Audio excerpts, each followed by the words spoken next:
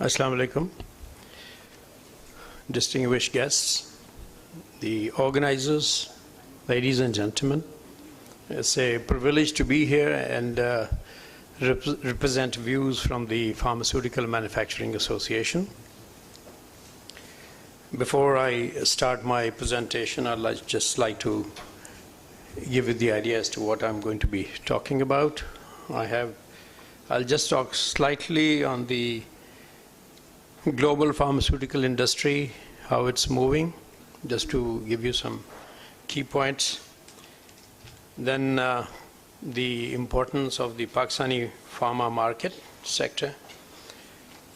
And then I'll move on to the FM and MFN status that we are considering in this country for India. And then I'll give you a comparison as to why it should be or should not be done. And then we'll talk about the consequences if this MFN goes through. What will happen to the Pakistani industry? And of course, after that, I'll talk about the recommendations or proposals, what possibly can be considered under the circumstances. So that's how we'll move.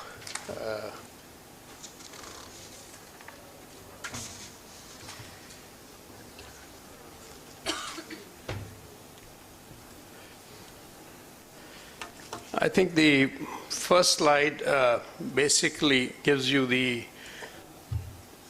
forecast of how the industry, in international industry, global pharmaceutical industry is going to move from year 2013 to 2017. As you can see, the global market is going to be worth 1.135 billion to 1.235 trillion by 2017, with a global growth rate of 3 to 6% during this period. As you see, the US will continue to hold the major segment, major market share in this, but 31%, and with a growth rate of around 1 to 4%. Japan is 9%, China 15%, so on and so forth. But I think the key idea here is that while US market will hold its dominant position, the Europeans are going to be a slow moving countries. Actually, the growth rate is over there almost minus or maybe 1% or 2%.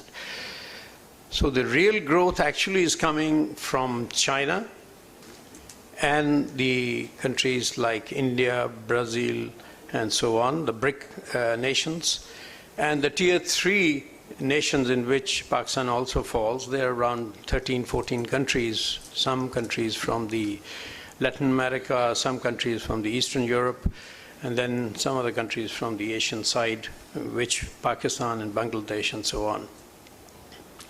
So what we can see here is by 2017, 50% of the drugs by volume are forecasted to be in the emerging markets, and US and Europe each respectively will account for only 13% pharmaceutical volume by 2017. And I think led by China, the BRIC countries, Brazil, Russia, India, and China will account for 70% of the emerging market sales by 2017. And with a value basis and strategically will continue to be the important engines of growth among the emerging markets.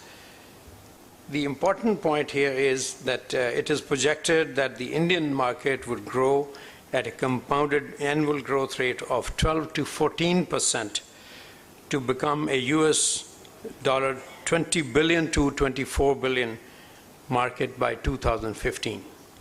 So I think you can see how things are moving, and especially around Pakistan. And I think I'll be comparing the situation, what's happening in Pakistan, a little while later.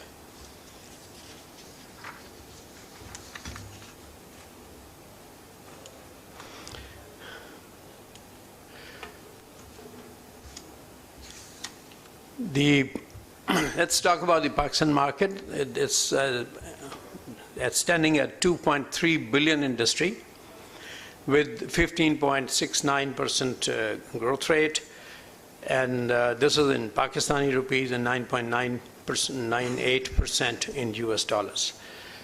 Total domestic investment of $500 million and foreign direct investment of $100 million. The largest employer of university graduates in semi-urban and rural areas. Now, that's what the market is. We've been growing all right, but I think not to the expectation that we had. But I will talk about even on this particular point subsequently. Why have an industry like pharma manufacturing units in a country? I think the important thing here is there are some direct benefits of this industry, which is self-reliance, foreign exchange savings, employment generation, employment for females. That is a sector which actually capitalizes on employing females more and more.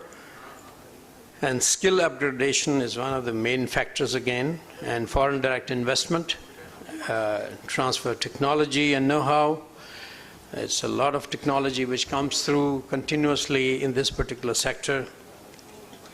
And critical support in man-made and national disasters. See, if you don't have an industry like pharmaceutical, in the difficult times in a country, I think you're dependent on others. And I think that is a very strategic point. I would say it's a second defense line, actually, for any particular country.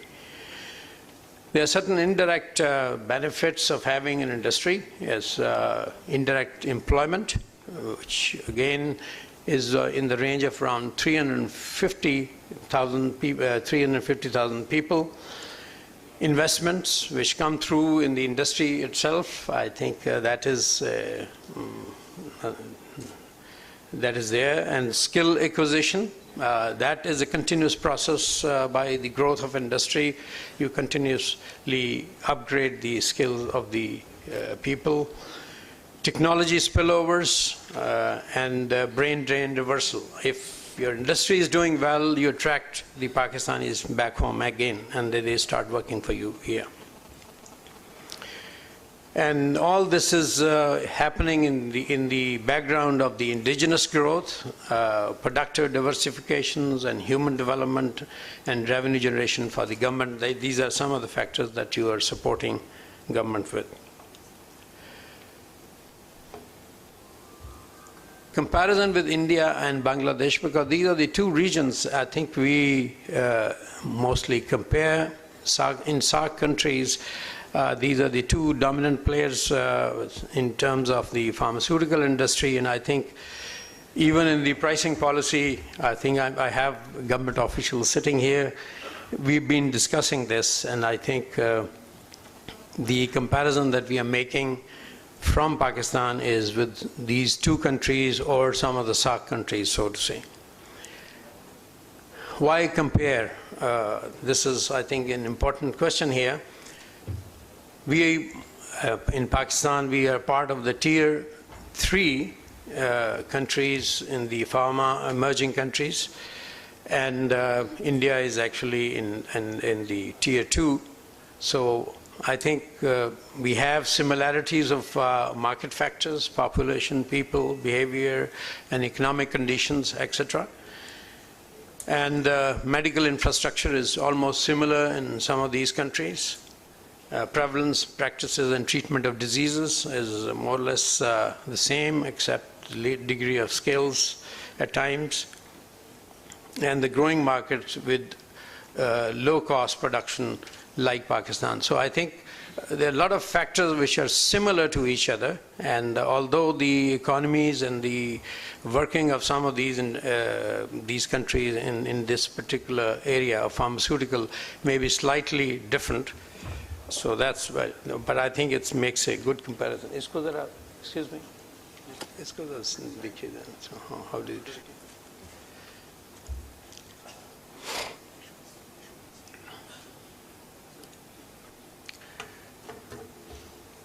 While comparing India, I think I'll go back to the industry evolution of first 10 years. India versus Pakistan. In year 2002, Indian pharma domestic sales were 4 billion, and the Pakistan pharma domestic sales were $1.2 billion. After 10 years, 2012, the Indian pharma industry crossed 16 billion US dollars, a growth of 300% in a decade, or 18% per annum. A very phenomenal growth which took place in this 10 years. In Pakistan, in the same period, we recorded a total sale of $2 billion with a 66% growth and having an average per year growth of 4%. So you can see how things moved here and what is the difference. Now, to compare Pakistan with India, some figures for you. The total figure, I said 2.3 billion, is written 2 billion here, 2.3 billion. India is 14 billion, and then growth rate in Pakistan has been 15%, and in India almost 16 to 18%. International ranking value-wise, Pakistan is on 45th number, whereas India is on the 15. Manufacturing plants over 700, and India over 25,000. The US FDA or MHRA approved plants, none in Pakistan. This is a very significant figure I think you need to know. And over 150 plants in India at the moment. Pharmaceutical exports, US dollars, I think it's around 220 million at this stage. And in India is 20,000 million. This is almost 10 times more at this stage. Raw material or API supply to own country, negligible in Pakistan, whereas 70%, excuse me. Hello? It's not working much. Chaliye, I'll just consult my notes.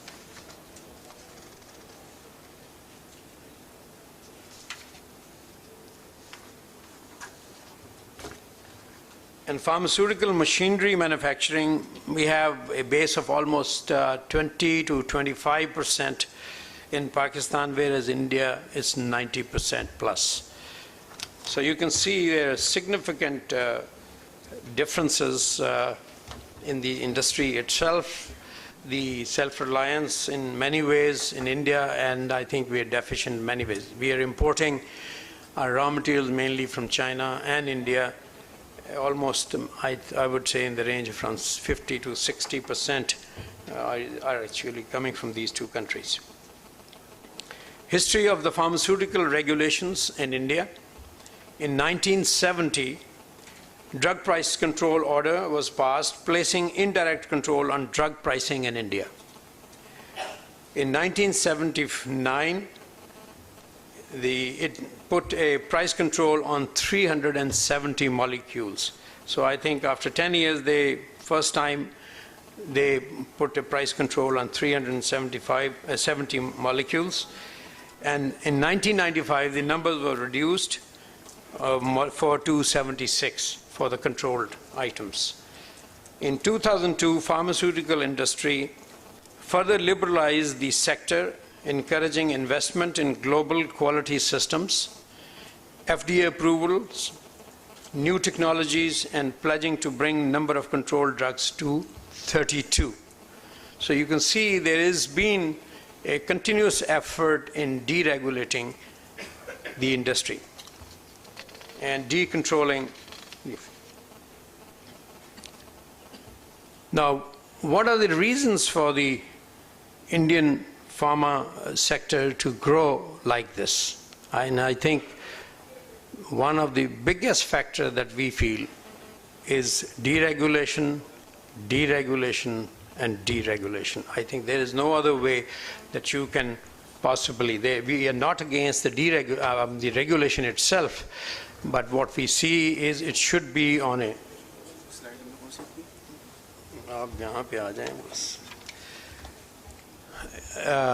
what we actually feel is, yes, there is because of the requirements in the country, and I think for healthcare, for providing healthcare to all masses across the board in the country, there has to be certain policies enacted. We certainly recognize that.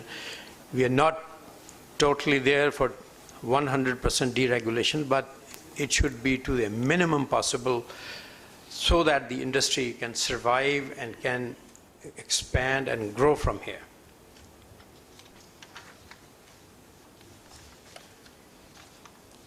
Let me give you the history of pharmaceutical in Pakistan.